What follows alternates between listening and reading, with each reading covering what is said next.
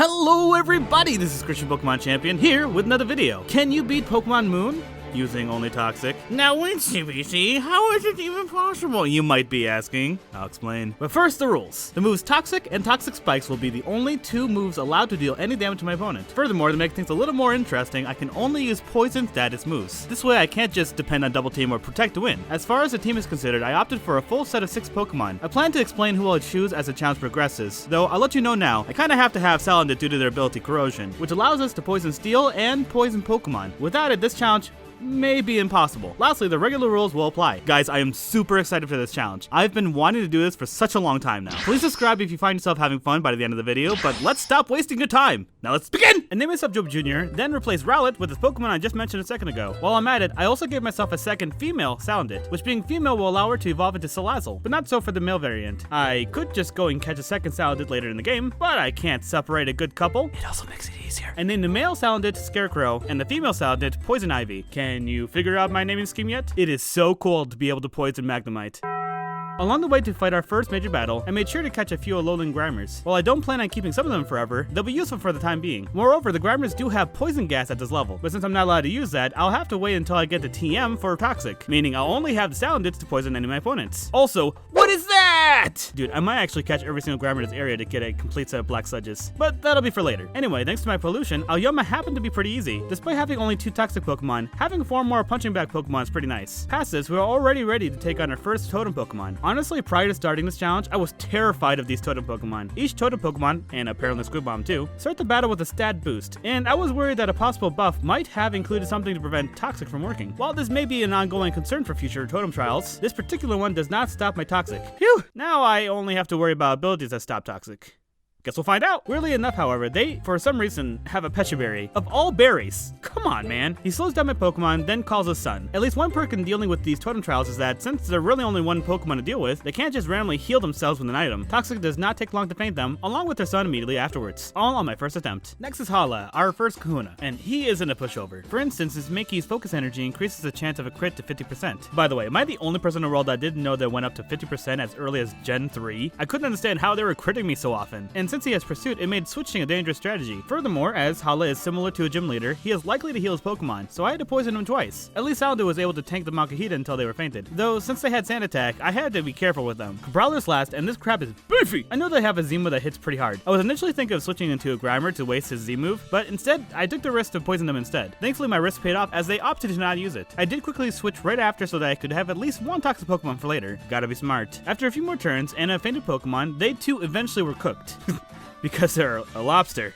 I mean, I don't even like seafood. Nothing can stop the flood! Our next trial, being a water one, honestly made me somewhat concerned for my fire types. For instance, after poisoning the two, I guess hundreds of fish, Moby over here absolutely decimated Scarecrow. I'm not super surprised, but dang. Thankfully, the Wishy-Washy isn't able to KO the Grimers. Because of this fact, I was barely able to pass this test. That's one scary trial out of the way, just like 10 more to go.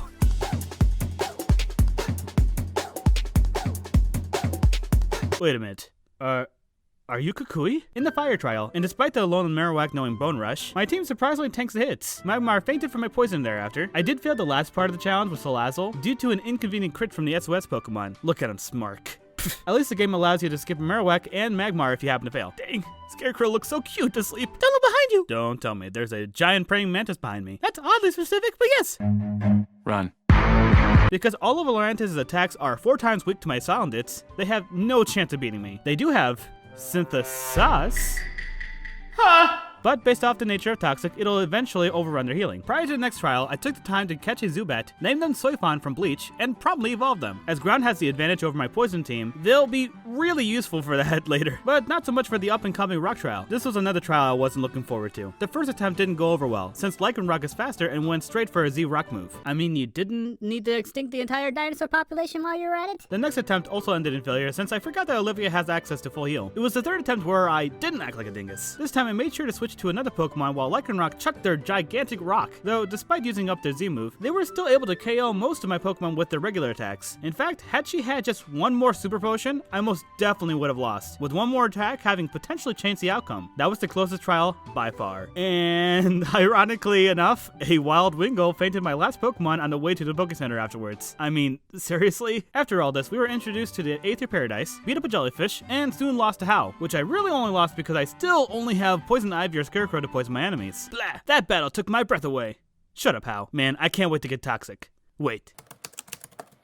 Toxic is in Aether Paradise? Well, let's go and get it! What? You can't let me through? Whatever. I'll come back later. You can't guard this area forever, old man. It feels like this ice cream cone is staring into my soul.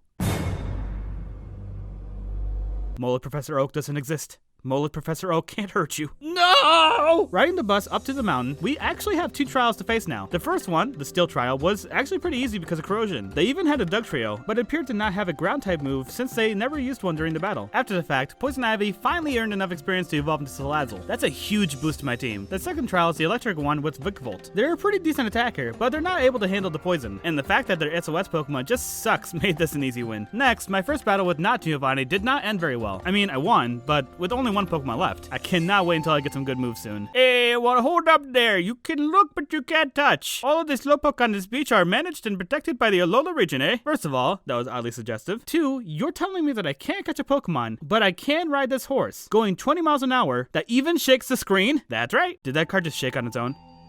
I ain't doing this trial. So of course the next trial is a ghost one with Mimikyu. Now, because of the ability Disguise, I was wary yet again that Toxic would fail, but thank goodness status moves can still hit him. Moreover, because Mimikyu is faster than Salazzle, I had to wait until they were fainted to poison the Haunter. Other than that, I won yet another trial. You defeated Tot? Wait, what? Tot, Pokemon. Oh.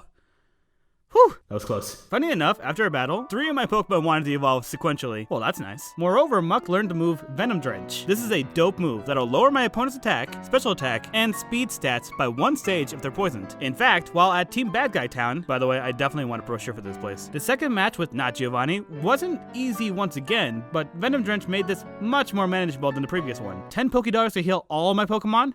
Stinking drip of artists. Thereafter, I accomplished the Dark Trial, and now that I'm back at the Aether Paradise to take down yet another crime syndicate, that guy from earlier is now gone, which means I'm finally able to have access to the TM for Toxic. You don't know just how relieved I am from getting this. Moving forward, while I did briskly take out the final fight with not Giovanni, I find out Squid Mommy over here has a Clefable with the ability Magic Guard. This ability prevents the loss of HP from Toxic, even though they're poisoned, which is really weird. As I mentioned earlier, I was aware of such a possibility. In fact, a later battle will have a very similar issue, and I've already discovered what I'll do about that future obstacle, but I have to deal with this Clefable here and now. So since I wasn't prepared, I had to wait it out until they fainted themselves with struggling. Dang, that was not pleasant. So now that I know that Magic Guard is a possibility in this run, I traveled to Hino Beach to search for a Pokemon that'll learn a very specific and useful move. It took a while, but I finally found Pyukumuku. I named them Magellan from One Piece. At level 29, they can learn the move Gastric Acid. With this, I can eliminate abilities that'll stop me from using my Toxic. Take that, future vague obstacle that I haven't revealed yet. Anyway, the next trial is the Ground Trial. Despite now having a Crobat, this was still a tough one. This was mainly because Mudstill is such a beast of a Pokemon, so I thought it best to train my entire team up a bit. And while doing so, I found a shiny. And I don't have any Pokeballs! You know what I had to do? I had to faint them. So I slowly killed this shiny.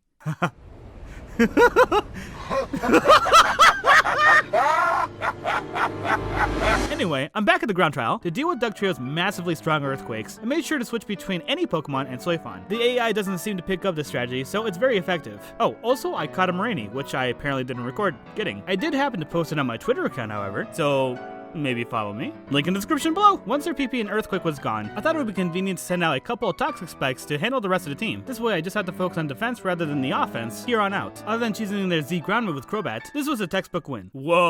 Whoa, what is happening right now? For the final trial, at this point of the game, if the opponent isn't either one-shotting my Pokemon, aka the Ground Trial, or have access to healing moves, they won't have much of a chance against my Toxins. So since we've accomplished this, let's quickly go through the last few major battles. Now that I have Gastric Acid for the Squid Mommy, I made quick work over them. I poisoned the Moon, the Claw rival has a couple of Pokemon that can't normally be poisoned, but you know the drill by now. And the final match is with Hao. His team with the starter rotation consists of Raichu, Primarina, Flareon, and Komala. And oh no, the Komala has the ability Comatose, which prevents status conditions like poison. Whatever may I do? You fool! I actually came prepared. Now, Magellan, use Gastro Acid to eliminate his Comatose. What do you mean it failed?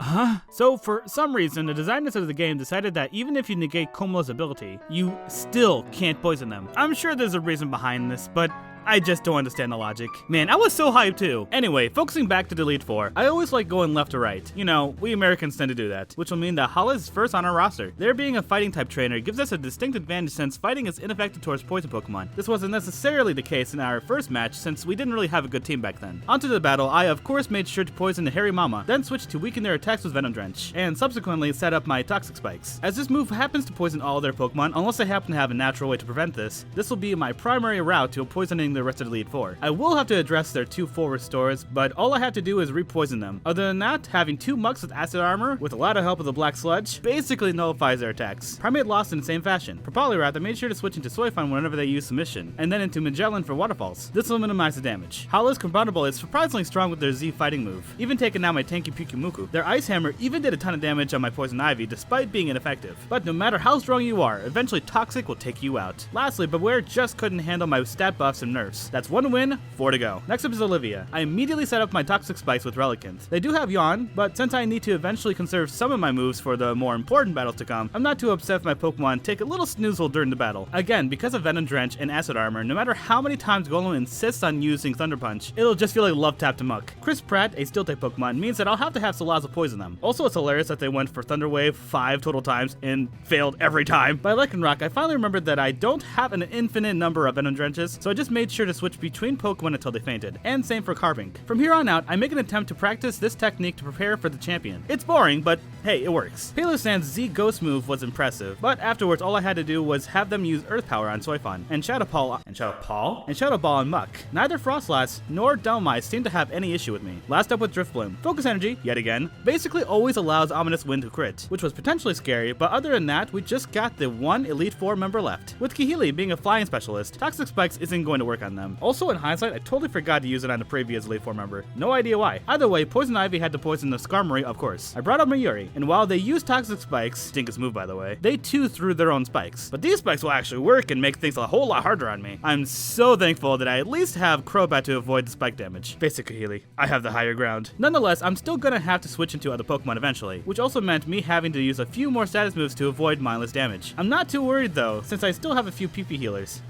PP. So we ought to be ready for the champion. Oricorio's Teeter Dance did make things annoying in poisoning them, and I again had to use Salazzle on the Crobat, but we have completed our last obstacle to the champion. Alright, Professor, let's see what you can do. First things first, he immediately uses Stealth Rock. Man, I don't want to deal with that already. I poisoned them and lowered their stats prior to them healing. This way I can repoison them and set up my Toxic Spikes for the rest of the team. Lycanroc fainted and next is Snorlax. Their use of High Horsepower, a ground type attack, can be quite dangerous, but thankfully Muck has Acid Armor to counteract this. Murkabird is a flying type, so again the spikes weren't able to poison them. They also tend to use Whirlwind, which works very well in tandem with the Stealth Rock. As long as I'm patient though, they'd eventually go down. Magnezone is out. Up until I get to them, I wasn't able to use Salazzle against any of Kukui's other Pokemon. Otherwise, I would have practically have lost had they fainted them. For their Incineroar, other than spamming Bankful Bunker, they quickly fell. Last up is the Alolan Ninetales. At this point, all I had left was a weakened Salazzle and Muck, and a healthy Pyukumuku, so I thought it was best to breathe them out. They healed the Ninetales while Magellan was taking some good damage, but all I needed to do to guarantee my victory was to use Purify, healing my Pokemon. With that, Magellan was then able to withstand their attacks until Toxic did its final job, all on my third attempt, though it was a pretty dang close one. And with that, we proved that this challenge was truly possible, along with giving food poisoning to Alola's entire region. My Toxic team was then put into the Hall of Fame, along with Tot, Bellsmart, Uhura, MC Hammer, Grooch, Taki, Jacques, Joseph, Kitty Cow, Ekans, Coughing, Priceless, Purpose, Doug, and Doug, Good Boy, Norman, I Eat Birds, Bomb Squad, HDR6, Aaron, Breath, Foot, T-Day Guaranteed, Pacifist Squad, Kaido, and the Mono Dark Cockroach. I kind of cheated with a half breath there. With an in-game timer of no idea, since the game doesn't want to show me. Well, that's disappointing. And that's it. Thank you so much for watching until the end. If you have any prayers, please let me know in the comments below. And with that, I say, bye. I see trees of green, red roses too.